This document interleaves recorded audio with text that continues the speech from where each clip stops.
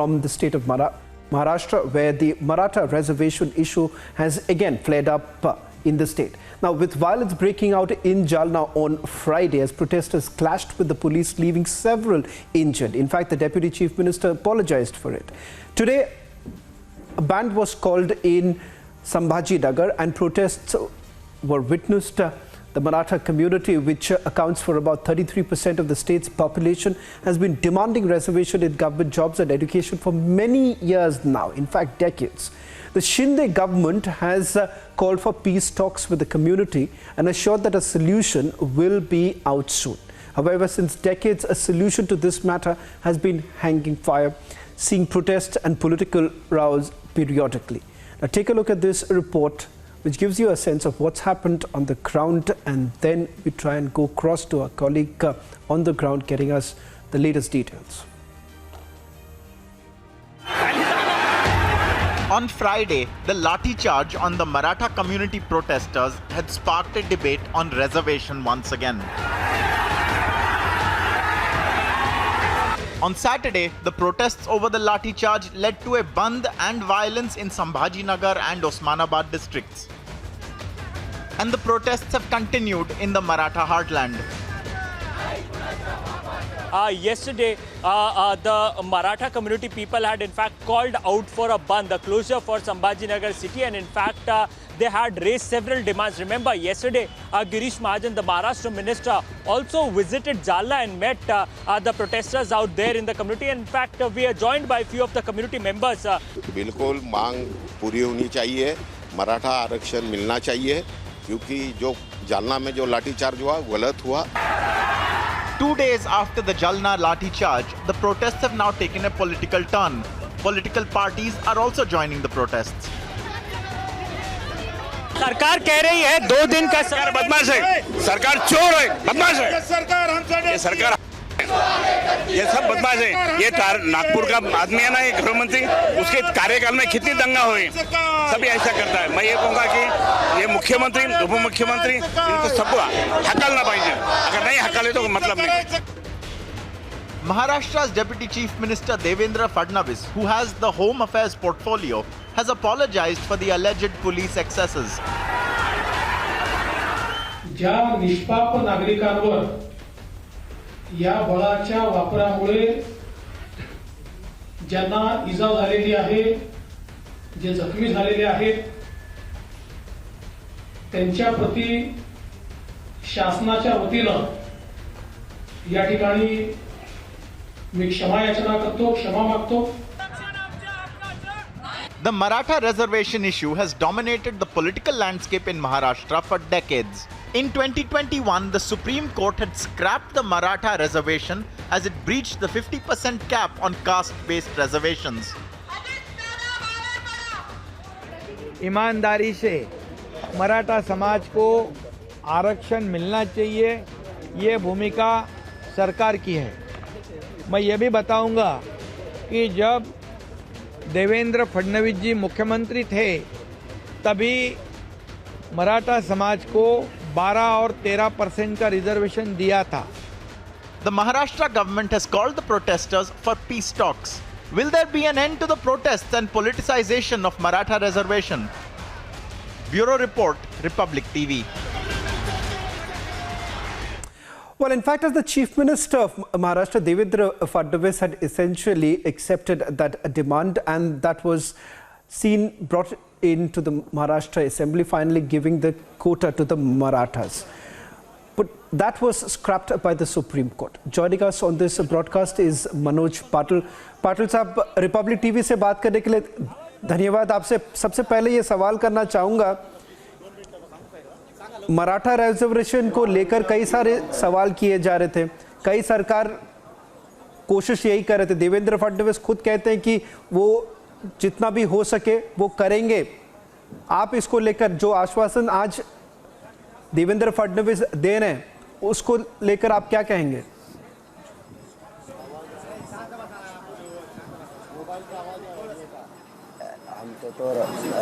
पाटिल साहब, आपको मेरी आवाज आ रही है? वो तो हाँ आ रही आवाज आ रही है. ये पहले भी रिजर्वेशन को लेकर सवाल उठाया गया था।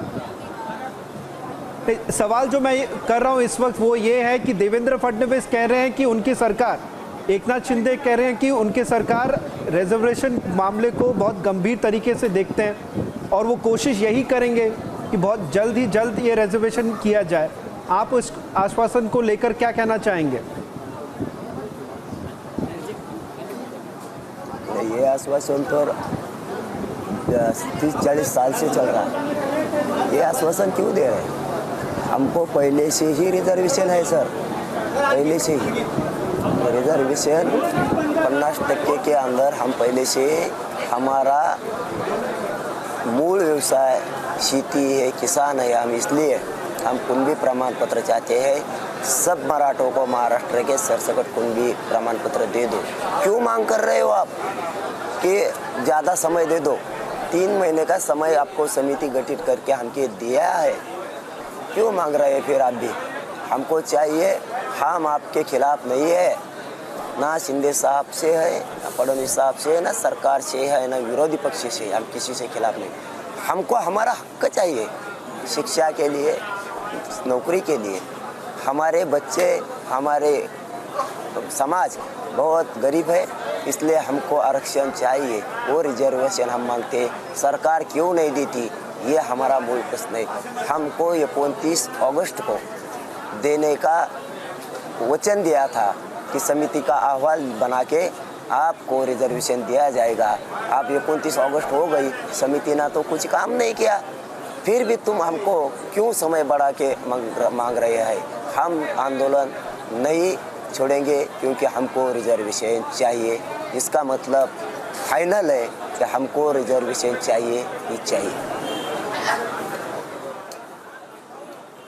मनोज पाटिल जी, एक और सवाल ये करना चाहूँगा कि देवेंद्र फडणवीस ये कहते हैं कि उद्धव ठाकरे जब मुख्यमंत्री थे उन्होंने इस मामले को लेकर कुछ नहीं किया क्योंकि सुप्रीम कोर्ट ने मना कर दिया। उसके बाद ये पूरी लड़ाई, ये जंग उन्होंने आगे बढ़ाई नहीं। उनका ये कहना है कि पहले ही करना चाहिए था जो पहले किया नहीं गया। आप उस पर क्या कहेंगे? उनके राजनीति का हमको कुछ नहीं करने का। तुम कितने दिन ऐसा बोलोगे, इन्होंने नहीं किया, इन्होंने नहीं किया, उन्होंने नहीं किया, तो तुमने भी नहीं किया। ऐसा कोई घटना में लिखा है क्या? पहले वाले नहीं किया तब मैं करूँगा? अरे उन्होंने नहीं किया तो आप करो। समाज आपसे उम्मीद रखता है, शिंदे साहब से उम्मीद रखता है, आप दे दो।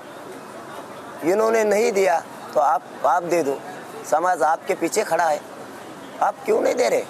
ये कोई सवाल है? ये कोई मसला हो सकता है कि उन्होंने नहीं दिया, उन्होंने नहीं दिया, तुमने दिया, हमको कुछ देना नहीं। तुम्हारी राजनीति तुम्हारे पास रहने दो। सामान्य मराठों ने ये आंदोलन शुरू किया है और ये आंदोलन आरक्षण लेकर ही रुकेगा, तब तक रुकेगा नहीं। इसमें तुम राजनीति मत करो। आप किसी आशा करते हैं, उम्मीद करते हैं कि आप हमारे इस आंदोलन में और रिजर्वेशन में राजनीति मत करो, हमको आरक्षण दे दो।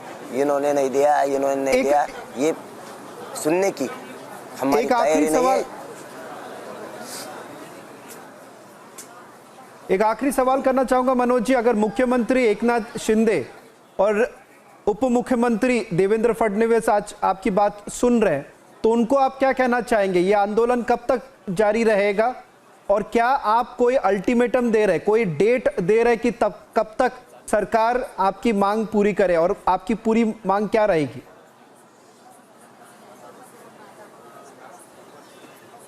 आप भी शिंदे साहब उप मुख्यमंत्री और राज्य मंत्रिमंडल देखता होगा तो मैं उनसे आशा ही करता हूँ, उम्मीद भी करता हूँ और हाथ जोड़ के विनती ही करता हूँ कि इस गौर गरीब जो मराठा है महाराष्ट्र का, उनको, महाराष्ट्र के मराठों को सरसकट कुंभी प्रमाण पत्र दे दो। वो डिक्लेयर करो, वो सर्कुलर निकालो, वो उसका जार बनाओ। उसका हम आपसे उम्मीद करते हैं, हाथ जोड़ के उम्मीद करते हैं, हमको दे दो। राजनीति इसमें मत करो, क्योंकि हमारे बच्चे 1% से शिक्षा में और नौकरी में नहीं अंदर गए तो वो सुसाइड करते हैं। वेदना इतनी होती है कि वो हम देख नहीं सकते। कितने दिन हमारे आँख में पानी आप देखना चाहते हैं। दोनों को भी और शिंदे साहब को, विशेष करके शिंदे साहब को हाथ जोड़ के विनती करते हैं मराठा समाज से कि हमको आप इसको पूर्ण विराम दे दो, हमको आरक्षण जल्दी से जल्दी दे दो। ये तुमको हम तुम्हारे पाँव पड़ के विनती करते हैं, लेकिन तुम नहीं देते तो हम शांतता मार्ग से आंदोलन चालू रखेंगे। हम आंदोलन पीछे नहीं लेंगे। हम मराठों को महाराष्ट्र के आरक्षण दे के ही रहेंगे।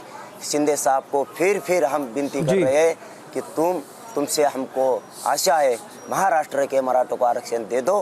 कि बार बार तुमको मैं विनती कर रहा हूँ, आखिरी बार जाते जाते समय भी कर रहा हूँ कि तुम हमको रिजर्वेशन दे दो, हम आंदोलन रुकेंगे नहीं। जी,